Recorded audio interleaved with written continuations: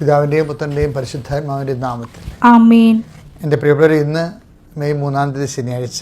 അമ്മേ പരിശുദ്ധമ്മേ, അമ്മേ പരിശുദ്ധമേ, ദൈവമാതാവേ, കൃപാസനത്തിലൂടെ ഞങ്ങൾക്കും ഞങ്ങളുടെ ദേശത്തിനും അമ്മ മധ്യസ്ഥം തേടി തന്ന എല്ലാ അനുഗ്രഹങ്ങൾക്കും കൃപകൾക്കും ഞങ്ങളിപ്പോൾ ഹൃദയം നിറഞ്ഞ നന്ദി പറയുന്നു. അമ്മേ പരിശുദ്ധമേ, അമ്മേ പരിശുദ്ധമേ, ദൈവമാതാവേ, 2004 ഡിസംബർ 7 ഉച്ചകഴിഞ്ഞ് 2:30 കൃപാസനത്തിൽ സംഭവിച്ച അമ്മയുടെ പ്രത്യക്ഷപ്പെടലിനെ കുറിച്ച് തിരുസഭയ്ക്ക് സമർപ്പിച്ചിരിക്കുന്ന പഠനരേഖകളുടെ മേൽ സഭാത്മകമായ പഠനം ആരംഭിക്കുവാൻ ഞങ്ങൾ പ്രാർത്ഥിക്കുന്നു. അമ്മേ പരിശുദ്ധമേ, ഭൂസ്വർലോകങ്ങളുടെ രാജ്ഞിയായ അങ്ങേയ്ക്ക് ഭൗമസംരക്ഷണത്തിനായി പ്രപഞ്ച പ്രകൃതിയെ തന്നെ തിരുസഭ പ്രതിഷ്ഠിക്കുവാൻ ഈ പ്രത്യക്ഷീകരണ വഴി ഇടയാക്കണമേ. പരിശുദ്ധമേ, ജപമാല മാതാവേ, സകല കൃപാസനം പ്രാർത്ഥനകളോടും ചേർത്ത് ഞങ്ങളിപ്പോൾ പ്രാർത്ഥിക്കുന്ന ഈ കുടുംബത്തിന്റെ പ്രത്യേക നിയോഗം. മക്കളെ,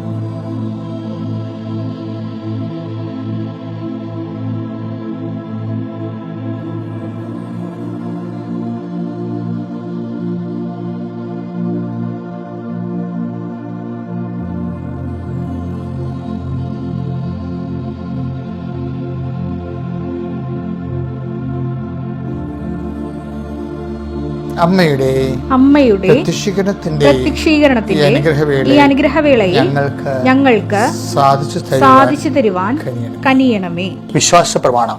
സർവശക്തനായ പിതാവും ആകാശത്തിന്റെയും ഭൂമിയുടെയും സൃഷ്ടാവുമായ ദൈവത്തിൽ ഞാൻ വിശ്വസിക്കുന്നു. അവിടുത്തെ ഏകപുത്രനും ഞങ്ങളുടെ കർത്താവുമായ ഈശോ മിശിഹായിലും ഞാൻ വിശ്വസിക്കുന്നു.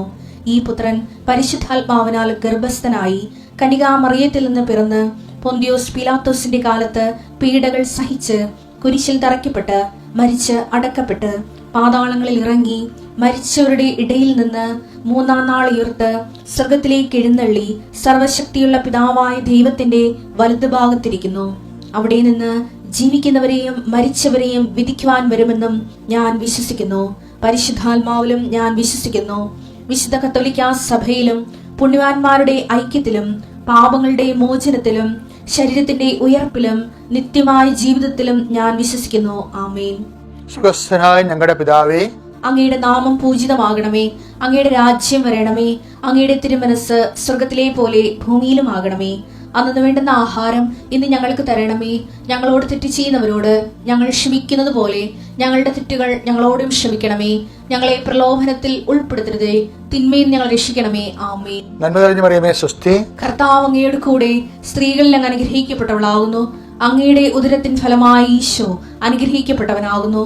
പരിശുദ്ധ മറിയമേ, തമ്പുരാന്റെ അമ്മേ, പാപികളായ ഞങ്ങൾക്ക് വേണ്ടി ഇപ്പോഴും ഞങ്ങളുടെ മരണസമയത്തും തമ്പുരാനോട് അപേക്ഷിക്കണമേ. ആമേൻ. എൻ്റെ പ്രിയപ്പെട്ടവരെ, മെയ് 3 പ്രാർത്ഥനയാണ്. അമ്മ പരിശുദ്ധമ്മേ, അമ്മയുടെ മാധ്യസ്ഥത അങ്ങയുടെ മക്കൾക്ക് വേണ്ടി പ്രാർത്ഥിക്കുകയാണ്.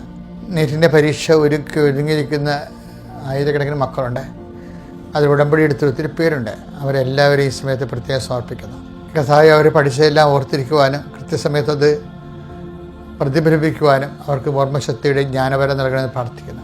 അമ്മ പരിശുദ്ധമേ, ദേവമാതാവെ, എപ്പോഴും എഴുതിപ്പോയ പരീക്ഷകൾ, കഴിഞ്ഞുപോയി ഇൻ്റർവ്യൂകൾ, മത്സര പരീക്ഷകൾ, യോഗ്യതാ പരീക്ഷകൾ, അതിൻ്റെ റിസൾട്ട് ആദിയോടെ കാത്തിരിക്കുന്നുണ്ട്. ഈശോയെ, അവർക്കെല്ലാം ആവേശകരമായ ഉത്തരം കിട്ടാൻ അമ്മയുടെ മാധ്യസ്ഥം ഞാൻ അവരെ സമർപ്പിക്കുന്നു.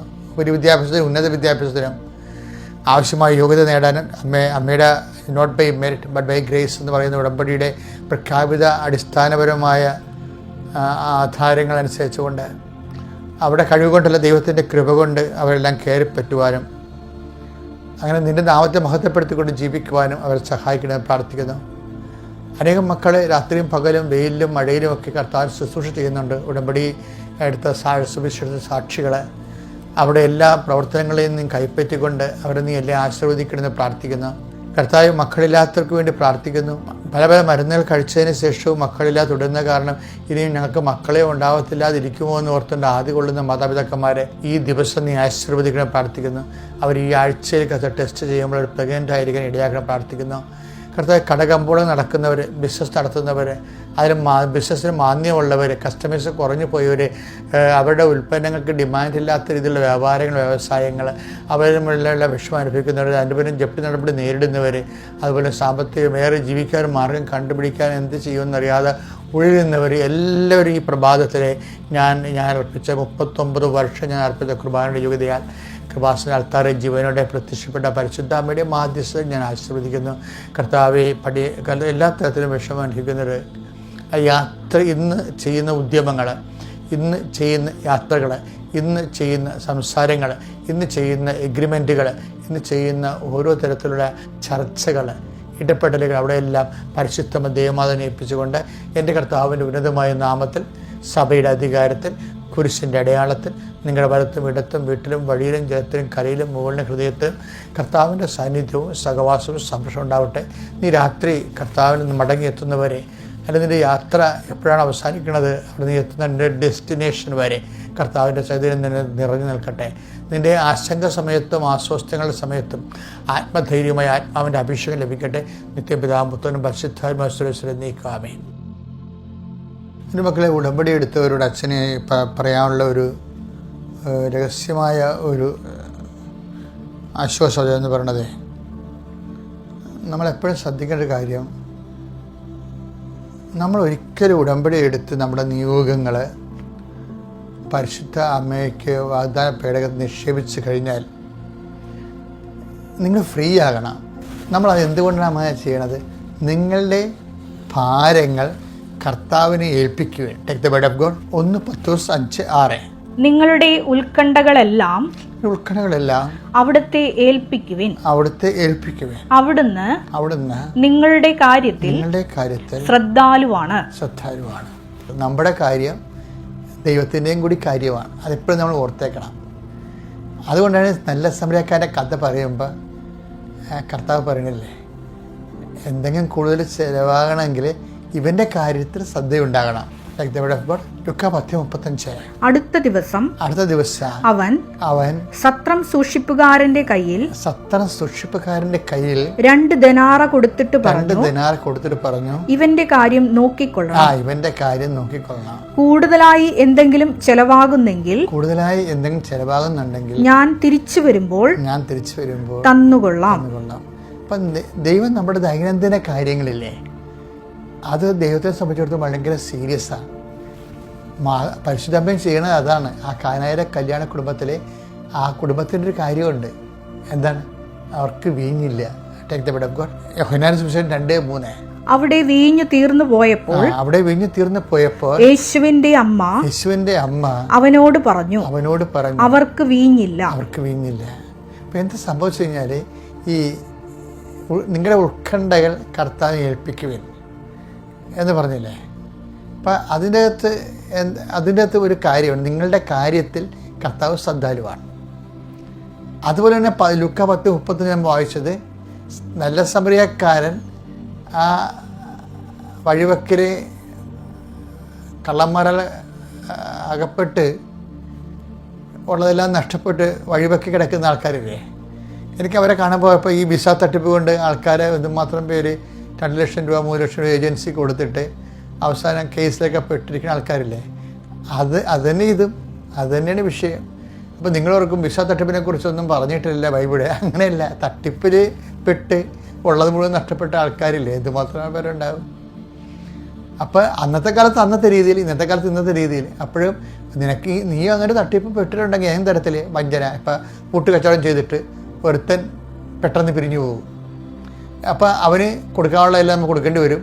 ഇവൻ ലാഭമില്ലാത്ത ബിസിനസ് ആയതുകൊണ്ട് നഷ്ടം അവന് ഏക്കത്തുമില്ല. അപ്പം അങ്ങനെ വരുമ്പോൾ നമ്മുടെ കയ്യിൽ നിന്ന് നഷ്ടമല്ല വരെ. അപ്പോൾ വഞ്ചനയാണ് ശരിക്കും പറഞ്ഞാൽ അത്. അപ്പോൾ ഇങ്ങനെയുള്ളവർക്കെല്ലാം ഒരു കാര്യമുണ്ട്, വഞ്ചിക്കപ്പെട്ടതിൻ്റെ അവസ്ഥ. അതാണ് അവൻ്റെ കാര്യത്തിൽ. ആ നല്ല സമരക്കാരൻ്റെ കഥയിൽ ഇതുപോലെ വഴിയാത്രക്കാരായി വഞ്ചിക്കപ്പെട്ട ആളാണ്. അപ്പോൾ കർത്താവ് എന്താ പറയുന്നത്, അങ്ങനെ വഞ്ചിക്കപ്പെട്ടാലും ചില സമയത്ത് അങ്ങനെ സംഭവിക്കാൻ ജീവിതത്തിൽ പറ്റിപ്പിടിപ്പെടും. പക്ഷേ ആ പറ്റിപ്പിടിപ്പെടുന്നവന് കർത്താവിൻ്റെ മനസ്സിലൊരു സ്ഥാനമുണ്ട്. എന്താണ്? ഇവൻ്റെ കാര്യത്തിൽ ശ്രദ്ധയുണ്ടാകണം. അത് ദൈവത്തിൻ്റെ പ്രഖ്യാപിതമായ ജനറൽ പോളിസിയാണ്. അതിനോട് സിങ്ക് ചെയ്യുന്നത് കൊണ്ടാണ് മറിയം പരിശുദ്ധ പ്രേരിതയായിട്ട് ഈ കാനായിലെ കല്യാണ കുടുംബത്തിൻ്റെ ഇല്ലായ്മകൾ, ആ കുടുംബകാര്യത്തെ ദൈവതിരുസിനെ സമർപ്പിച്ചത്. എന്താ കാര്യം? ഇവൻ്റെ കാര്യത്തിൽ ശ്രദ്ധയുണ്ടാകണം, ദൈവം നിങ്ങളുടെ കാര്യത്തിൽ ശ്രദ്ധയുള്ളവനാണ് എന്നുള്ള ജനറൽ പോളിസി ഉണ്ട്. നമ്മൾ സ്കീം എന്ന് പറയുന്നത്, അതാണ് സ്കീം എന്ന് പറയുന്നത്. അപ്പോൾ സ്കീം ഉണ്ടെങ്കിൽ നമുക്ക് ആപ്ലിക്കേഷൻ വെക്കാൻ പറ്റും. പഞ്ചായത്തിലേക്ക് ഒരു സ്കീം ഉണ്ടെങ്കിൽ, ഇപ്പോൾ പഞ്ചായത്തുകാർ നമ്മൾ വീട് മെയിൻ്റെനൻസ് ചെയ്യണമെന്ന് പറയുമ്പോൾ അവരെന്നാ പറയണത്? സ്കീമില്ലെന്നാണ് പറയണത്. സ്കീം ഉണ്ടെങ്കിൽ നമുക്ക് ആപ്ലിക്കേഷൻ വെക്കാം. അപ്പോൾ ദൈവതിരുസിന് സ്കീം ഉള്ളത് കൊണ്ടാണ് മറിയത്തിന് അവർക്ക് വീഞ്ഞില്ല എന്ന് പറയേണ്ടി വന്നത്. വീഞ്ഞില്ല, ജോലിയില്ല, സമാധാനമില്ല, സ്വസ്ഥതയില്ല, കിടപ്പാടമില്ല, അങ്ങനെ പറഞ്ഞ കുറേ ഇല്ലായ്മകളില്ലേ, അതിനെല്ലാം ദൈവത്തിരുസന്നിധിയിലെ കാര്യങ്ങൾ, അതിനെല്ലാം ദൈവത്തിരുസന്നിധിയിലെ സ്കീമുണ്ട്. കാര്യം ദൈവത്തിൻ്റെ മനസ്സ് നമ്മൾ സന്ധിക്കപ്പെടണമെന്നുള്ള മനസ്സാണുള്ളത്. അതുകൊണ്ടാണ് മറിയത്തിന് മാധ്യസ്ഥം ദൈവം ഏറ്റെടുക്കാൻ കാരണം അതാണ്. അപ്പം അതുപോലെ തന്നെ നീ ഉടമ്പടി ചെയ്ത് കഴിഞ്ഞാൽ ഓൾറെഡി നിനക്കറിയണം, ഞാൻ ദൈവത്തെ ഏൽപ്പിച്ചു. എന്ത്? 1:10:5-6 അനുസരിച്ചുകൊണ്ട് ഞാൻ ദൈവത്തെ ഏൽപ്പിച്ചു, പിന്നെ നീ ഇത് ചുമന്നിട്ട് നടക്കരുത്. അത് എനിക്ക് വേണ്ടത് ഉടമ്പടി എടുത്തവരെല്ലാവരും പ്രാർത്ഥിക്കേണ്ടതിനാണ്. കർത്താവേ, അങ്ങ് ഏൽപ്പിച്ച കാര്യത്തെക്കുറിച്ച് ഞാൻ ഉൾക്കടപ്പെടാതിരിക്കാൻ എന്നെ അനുഗ്രഹിക്കണമേ. എനിക്ക് സന്തോഷമായിട്ട് ബാക്കി കർത്താവ് എൻ്റെ സമയമാകുമ്പോൾ എല്ലാം ചെയ്തോളും. അങ്ങനെ സമയമാകുമ്പോൾ ചെയ്യുന്നതിന് വേണം. എന്താണ്?